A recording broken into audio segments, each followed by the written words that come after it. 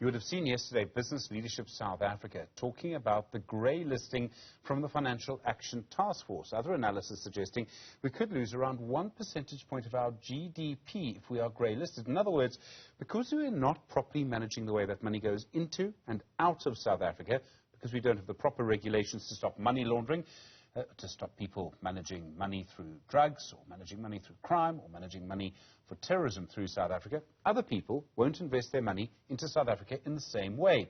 Stephen Powel is the Director of Forensics at the law firm ENSafrica. Stephen, good afternoon to you. There's been a huge amount of discussion over this.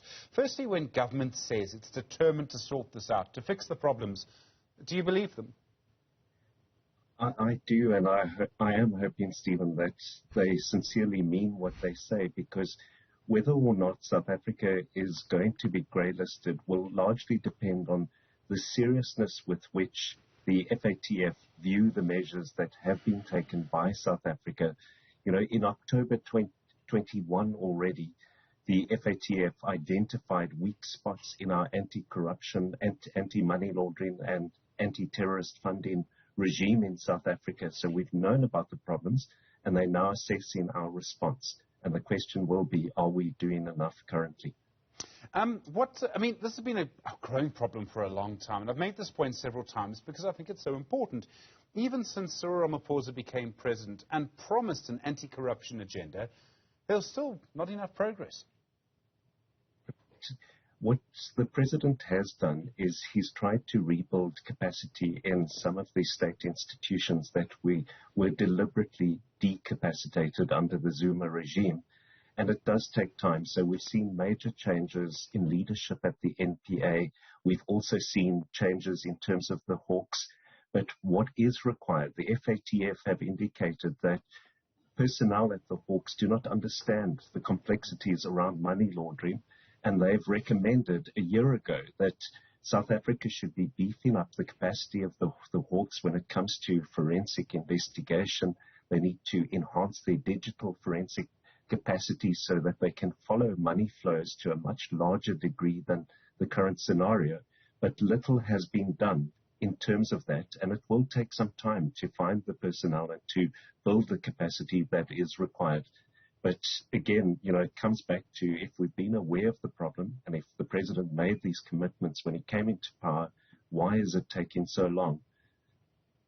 We can't pass laws immediately. And one of the issues in our system, we have a parliamentary system, we're a democracy, is you have to have a period of public comment. And that can't be rushed. It's statutory, it's there, it's in the Constitution. Despite all of those problems, could we still be moving a lot more quickly than we are at the moment when it comes to the legal aspect of this? We do understand legal process, and Parliament does have to follow due process. And I know that currently there's a lot of criticism of the proposed amendments to the legislation to try and bring us in line with the FATF recommendations. And we understand the fact that Parliament will need more time and the public do need more time to comment. And I'm hoping that FATF will recognize that, you know, these draft bills and amendments have already been prepared, and it's just a question of process, but that they can see the commitment to ensure that we are compliant with the recommendations are there. At the moment, what has happened is when we look at that FATF report, there were 40 recommendations that countries that subscribe to the FATF recommendations need to comply with. And our scorecard is not particularly great. We're only compliant or partially compliant with half of the recommendations. We are non-compliant with 5 of the recommendations. And they did identify prioritized actions that South Africa needed to undertake. And if I just highlight some of the areas, you know, there's a lot of talk by the FATF around designated non-financial businesses and professions, and falling into that are estate agents, Krugerrand dealers, attorney firms. All of these are potential vehicles for money laundering, and that needed to be addressed. And the FIC is going to take over a supervisory role in respect of those bodies, but that process will take 2 to 3 years. We're also looking at amendments to the Companies Act, particularly around beneficial ownership, because when it comes to KYC, we have to identify who the ultimate party is that we're dealing with, and we're not doing enough. And that leads to a concern by the FATF that potentially our government is allowing money laundering and terrorist funding to flourish. And I mentioned earlier, DPCI has been slow to take on more financial investigators and forensic accountants to just enhance the skills.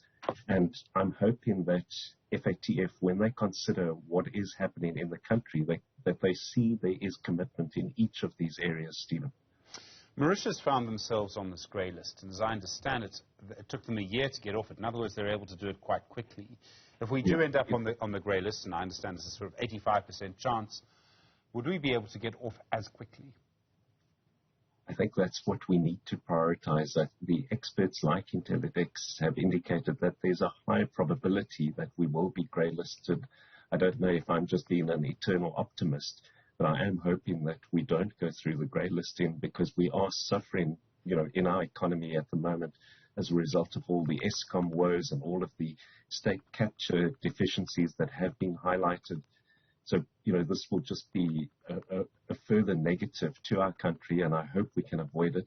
But if we are grey listed, then government really has to get moving and create a task team to oversee what is needed to get off this grey list.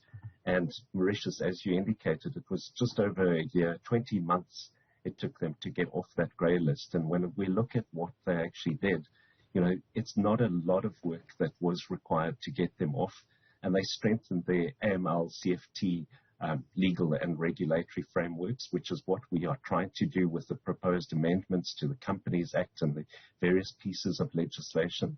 They also introduced and implemented a comprehensive risk-based supervision framework to monitor financial institutions, as well as these designated non-financial businesses like the state brokers, banking and securities and jewelry stores.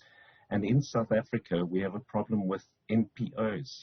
The FATF is saying, South Africa, you've had one prosecution for terrorist funding in over a decade. It's not consistent with your profile. And the experience of FATF is that the NPOs are used as a vehicle to facilitate terrorist funding. And they say our profile dictates that there should be more enforcement and more prosecutions in that area.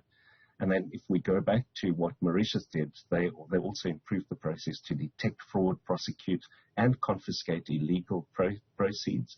And they increased capacity and raised awareness amongst the different bodies.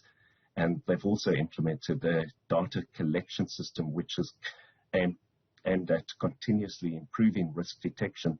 Some of these items that we refer to in terms of the Mauritius initiative are already in the pipeline in South Africa, and there is some talk at the moment about building a data center to assist the state when it comes to digital forensic capacity.